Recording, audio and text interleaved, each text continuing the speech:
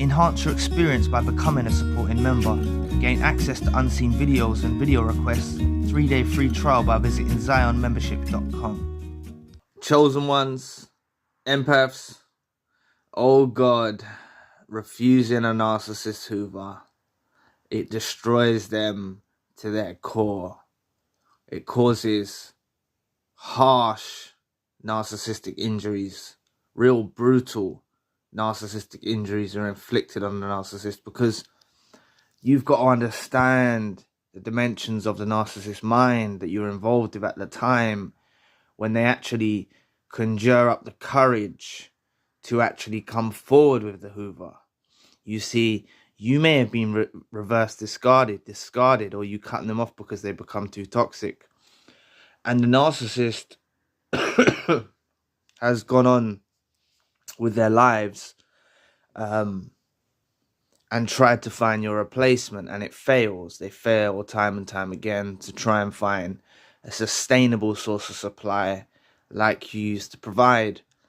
And they get desperate, right? They get desperate and they think to themselves, they really do ruminate about it a lot. It's not just something where they act off a whim. They really do ruminate about how they're going to play out this Hoover, right? And fundamentally, I always call a Hoover a temperament checker. It's testing your temperament.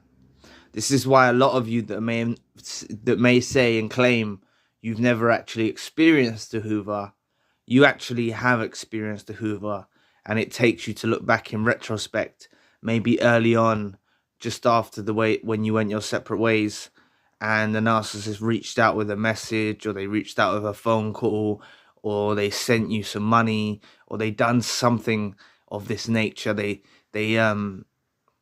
said that they've got one of your belongings. All of these things can be types of Hoovers, but some narcissists actually go full out. You know, they'll tell you that they made a mistake, that they're wrong. Maybe the lesser mid-range narcissists will do this. More stubborn ones on the higher end of the spectrum tend to do more manipulative things, like, for example, like I just said a moment ago, oh, they've got one of your belongings and they need to bring it to your house or something like that. But when you refuse the Hoover to the narcissist and you just shut them down, it really causes them harsh injuries, real brutal injuries, narcissistic injuries. And it forces them to look within, you know. At this precise moment in time when you refuse the Hoover, it forces them to look within inside. They feel very inferior to you. They've always felt inferior to you anyway. But at this precise moment, it takes its course, and they feel truly inferior to you. They feel like a total reject. They're hurt. They like, this is the crazy thing about it is they could have been the one that discarded you, for example, in this relationship you're involved in, whether it was a romantic partner, friend, colleague, family, or associate. They may have discarded you, and then they come creeping back. And you've already gone on your healing journey. You've already started educating yourself. You've realized that they were a parasite, and you no longer want affiliation with them. So when they come with this Hoover and you reject them, you refuse to accept the Hoover, you don't get pulled back into their world. It's not what they were anticipating. You see, the narcissist had it all worked out in their mind. They had it all worked out in their mind before they even proceeded to start the Hoover sequence. Please press the like and subscribe button. Help your brother out. It'll take 2 seconds of your time. Thank you. But they had it all worked out in their heads. They thought, if I message them, or if I phone them, or if I turn up at the house, or I do, however this Hoover was done to you, they ran it through their mind. They scanned it. They ruminated about it. They contemplated your reaction, and They're so stubborn and naive that they believed that you were going to be fooled by this Hoover. They believed you were going to be pulled back into their world. Now, some of you may have actually accepted the Hoover. Now, don't blame yourself. Don't be too hard on yourself. Don't let this video make you feel less than, or make you feel like you really made the wrong decision. Because if you did accept the Hoover at the time, but you're at a place now where you wouldn't accept the Hoover, then that's all that matters, right? That's all that matters. If you did accept them before, that's because you had good nature about yourself. You're a forgiving person, and you thought this person was true. You still hadn't awoken to the point you're at now when you're watching this video. You've probably awakened a lot more since the days of when you accepted the Hoover previously. So it doesn't matter if you accepted a Hoover and got pulled back into a relationship time after time. Eventually, if you can conjure up the courage, the determination, the resilience to reject them, right? That's all that matters. So when the time comes for that to happen, that's when the universe has aligned that for your spirit. God has aligned that for your spirit. No more. You're not going to tolerate no more BS. You're not going to tolerate no more drama from them. You're not going to tolerate no more chaos. You don't want nothing to do with them, and you sever that tie completely. That's all that matters. For those of you that did actually accept the Hoover, but you still do have the chance. Narcissists always Hoover and do the temperament checker on their previous suppliers and former suppliers. They will always do the Hoover attempt because they want to work out what's going on in your psychological state. They want to see you still plugged in to them. But a lot of you have already disconnected from the moment that you both went your separate ways.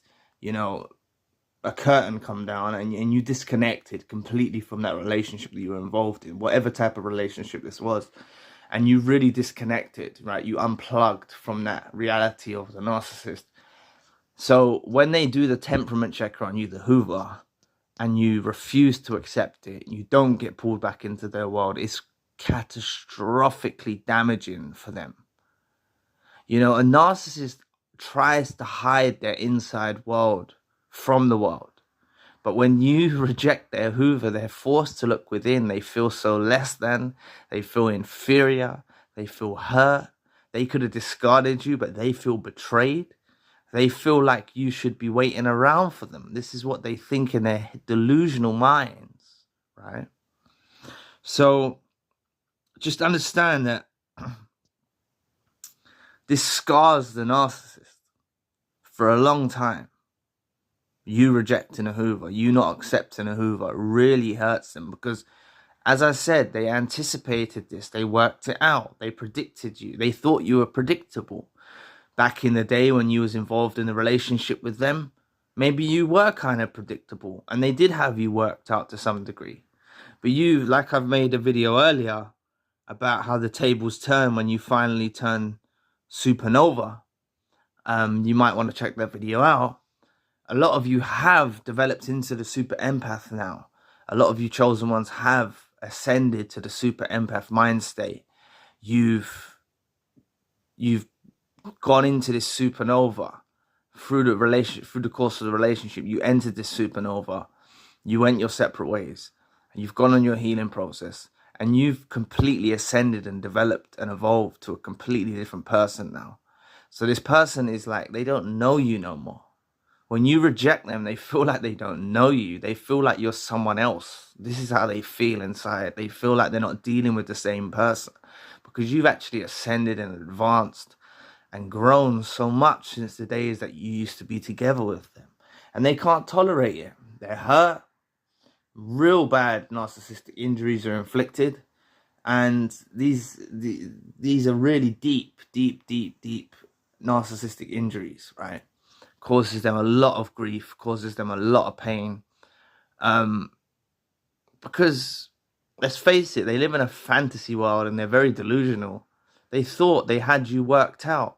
They really thought that you were going to accept the Hoover and everything was going to be happy-go-lucky again and they'll be back involved in your life. Like, that's what they thought. And they were so wrong. They were so far from the truth, right?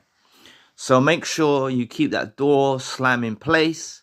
Make sure you keep it bolted, and make sure you keep it welded shut, and never let this narcissist back into your life again. So anyway, thank you for watching today.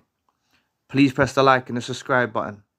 If you'd like to donate to the channel, you can find the link in the description box. And if you'd like a one-to-one session with myself, you can also find the link in the description box. Currently, I've got a secondary channel, the spiritual channel. Enhance your experience by becoming a supporting member. Gain access to unseen videos and video requests. 3-day free trial by visiting zionmembership.com. So anyway, I'll be back with another video soon. Peace.